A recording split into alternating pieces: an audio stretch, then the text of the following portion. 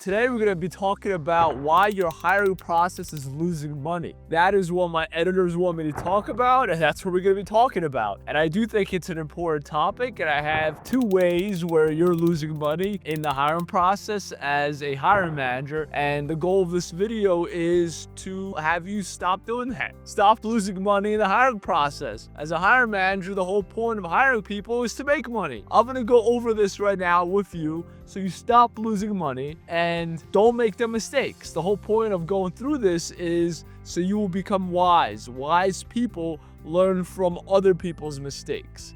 Now, how do I know about this, about these mistakes people make? It's because my name is Dimitri Nometh. I run NewConfig, which is an IT, legal, healthcare, construction, search firm, staffing agency based right outside of Philadelphia in Huntington Valley.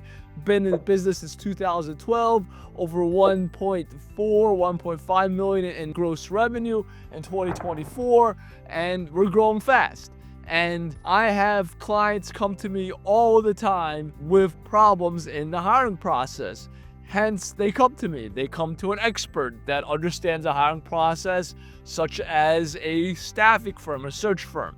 So they come to us, we fix the process, we advise them, we consult them. This is what we do. So I'm going to talk about two issues that lose money for companies. And don't do that. Don't make these mistakes, and then you won't lose money. The first big mistake companies make is they overhire recruiters. Don't do that. If you are hiring maybe one role a month, maybe 2 roles a month, you don't need a professional recruiter full-time. Professional recruiters in the United States of America cost about $60,000 to $100,000 on base salary. Plus, you have to pay them healthcare. Then you have to pay them dental. Then you have to pay Social Security, Medicare, Medicaid, PTO, vacation, 401k. It adds up. The costs are about $70,000 to $120,000. And if you're not hiring that many roles, you don't need a professional recruiter on your team. You don't. What you should do is just post ads. Ads are super cheap. They're $200 to $300, maybe up to $500 if you want to be on the top of the page, but they're super cheap. You don't have to pay that much money. And 50 to 70% of the time, you could fill roles with ads. Now, the other 30% of the time, you come to a staffing agency. So you use consultants such as staffing firms like NewConfig. You come to NewConfig. So if you have 3 to 4 roles that you can't fill a year, let's say 5 roles a year, even 1 role to 5 roles, you come to a staffing agency.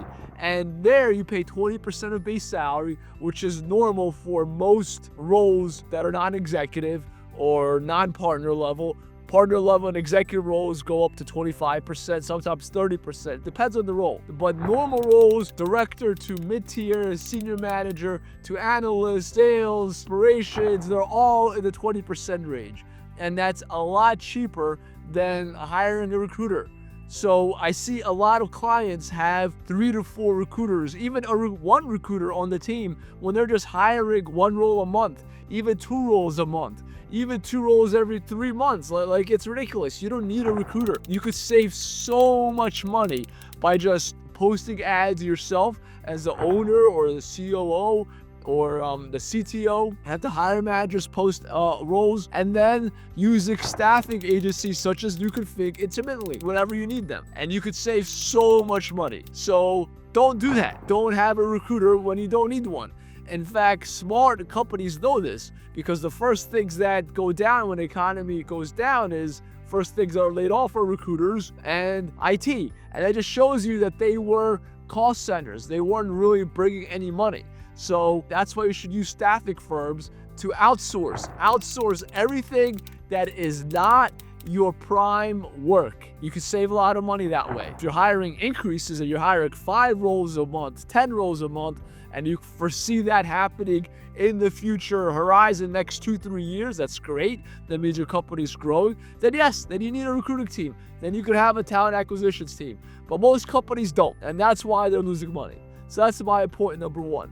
Now, point number 2 I want to talk about is when job seekers are leaving your organization within 6 months. Then you're losing money in the hiring process. Why? Because you have to restart the recruiting. You have to post ads, you have to interview multiple people. It takes the time away from hiring managers from actually doing their prime objective, whether it's sales or IT or accounting. So that's hours lost. You have to retrain people. So if people leave every 6 months or every 3 months or every 2 months, you have to retrain new ones to what your company does. Now, they might come from another competitor or a similar organization.